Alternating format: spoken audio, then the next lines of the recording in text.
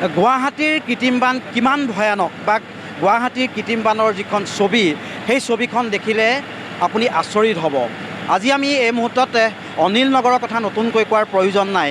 এজাক বৰষুণ আহিলে অনিল নগৰৰ বাসিন্দাসকলৰ কি পৰিৱেশৰ সূচনা হয়, কি পৰিস্থিতিৰ সন্মুখীন হয়, সেই কথা আপোনালোকক নতুনকৈ কোৱাৰ প্ৰয়োজন নাই।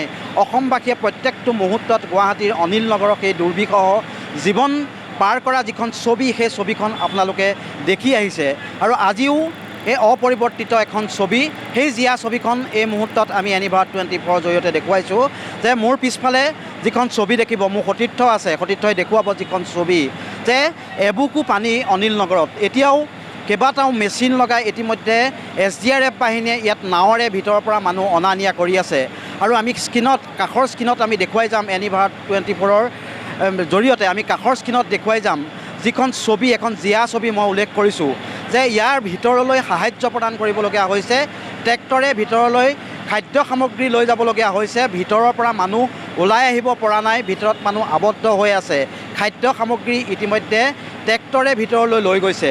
শিৱসাগৰ, নাজিৰা বা যোৰহাটৰ যি বানৰ পৰিস্থিতি সেই পৰিস্থিতি আপোনালোকে দেখিছে, গ্ৰাম্য জীৱনত বানপানী আপোনালোকে দেখিছে, কিন্তু গুৱাহাটী মহানগৰীত এই যি কৃত্ৰিম বানৰ ভয়াৱহতা, সেই ভয়াৱহ ছবিখন কেনে পৰ্যায়ত পাইছেগৈ, সেই ছবিখন আচলতে আজিৰ তাৰিখত সকলোকে চিন্তিত কৰি তুলিছে। প্ৰকৃততে গুৱাহাটী মহানগৰীত এটা সময়ত মানুহ জীয়াই থাকিব পৰাকৈ, মানুহ বসবাস কৰি থাকিব পৰাকৈ ইয়াত পৰিৱেশ থাকিবনে নাথাকিব, তাক লৈও আজি তাৰিখত প্ৰশ্ন।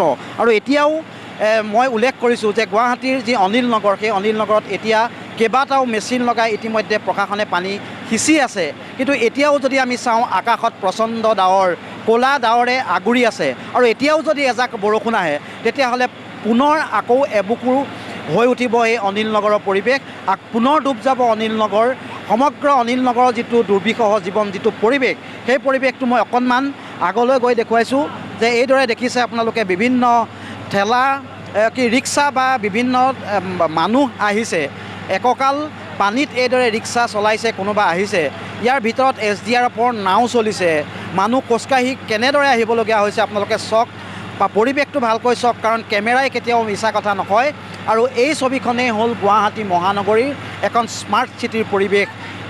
মন্ত্ৰী আহে, বিভিন্ন সময়ত জনপ্ৰতিনিধি আহে, বিভিন্ন সময়ত দুৰ্যোগ ব্যৱস্থাপনাৰ বিভাগৰ মন্ত্ৰী আহে বা বিভিন্ন আমোলাসকল আহে, কিন্তু ইয়াৰ কোনো স্থায়ী সমাধান এতিয়ালৈকে হোৱা নাই আৰু এই সমাধান হয়তো এইদৰে যুগান্তৰলৈকে থাকি যাব, কাৰণ গুৱাহাটীত কোনো বিজ্ঞানসন্মতভাৱে চিন্তা চৰ্চা কৰি চৰকাৰে এটা প্ৰকৃত ইয়াৰ সমাধান সূত্ৰ উলিয়াবলৈ এই মুহূৰ্তত সক্ষম হোৱা নাই।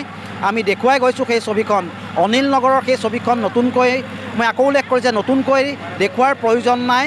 কিদৰে এজাক বৰষুণ আহিলে সদায় অনিল নগৰ প্ৰথম গুৱাহাটীত ডুব যায়, কি কাৰণত ইয়াৰ আচলতে এই পৰিৱেশটো সূচনা হৈ আছে আৰু সেই পৰিৱেশটো কিয় আজি তাৰিখলৈকে সমাধান কৰিব পৰা নাই, সিহে আজি তাৰিখত ডাঙৰ প্ৰশ্ন।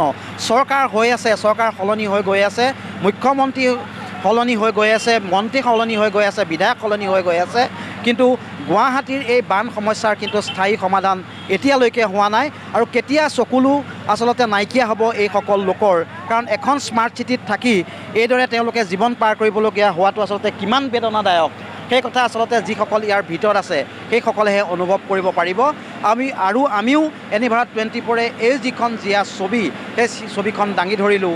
আমি উল্লেখ কৰিছোঁ এয়া কোনো ধেমাজি নহয়, এয়া কোনো লখিমপুৰ নহয়, এয়া যোৰহাট নহয়, এয়া মাজুলী নহয় বা এয়া নাজিৰা নহয়, এয়া চৰাইদেউ নহয়, এইখন হৈছে অসমৰ একমাত্ৰ স্মাৰ্ট চিটি, যিখন চিটিক লৈ আচলতে সপোনৰ কথা কয়। বহু সময়ত মুখ্যমন্ত্ৰীয়ে কয়, প্ৰধানমন্ত্ৰীয়ে কয়, উত্তৰ পূৰ্বাঞ্চলৰ দুৱাৰমুখ এইখন গুৱাহাটী মহানগৰী এটা অঞ্চল অনিল নগৰ। আৰু এই অনিল নগৰ আচলতে এই লোকসকলৰ চকুৰ পানী কেতিয়া অন্ত পৰিব, কেতিয়া একঁকাল এডিঙিৰ পানীৰ পৰা তেওঁলোক মুক্ত হ'ব, কেতিয়া তেওঁলোকে সেই বান সাহায্য ল'বলগীয়া পৰিৱেশটোৰ পৰা মুক্ত হ'ব, সি ডাঙৰ প্ৰশ্ন। আৰু এই পৰিৱেশ স্বাস্থ্যৰ কাৰণেই অকল সকলো ফালৰ পৰা, অকল স্বাস্থ্যৰ কাৰণেই নহয়, সকলো ফালৰ পৰা ক্ষতি হৈ আহিছে। আৰু গুৱাহাটীত আচলতে মানুহ জীয়াই থকাৰ পৰিৱেশটো থাকিব নে নাথাকিব, এই ছবিসমূহে কিন্তু তাক লৈ এটা প্ৰশ্ন আনিছে, তাক লৈ বহুতে সন্দেহ কৰিছে। আৰু আমি আশা ৰাখিছোঁ এই যি চকুলো, এই বৰ্ণাঢ্যৰ যি চকুলো, বিশেষকৈ গুৱাহাটী স্মাৰ্ট চিটিৰ থাকি বানপানীৰ মাজত থাকি তেওঁ যি চকুলো, এই চকুলো অন্ত পৰক আৰু চৰকাৰে প্ৰশাসনেও ইয়াৰ এটা উচিত ব্যৱস্থা গ্ৰহণ কৰি ইয়াৰ এটা স্থায়ী সমস্যা সমাধান কৰক।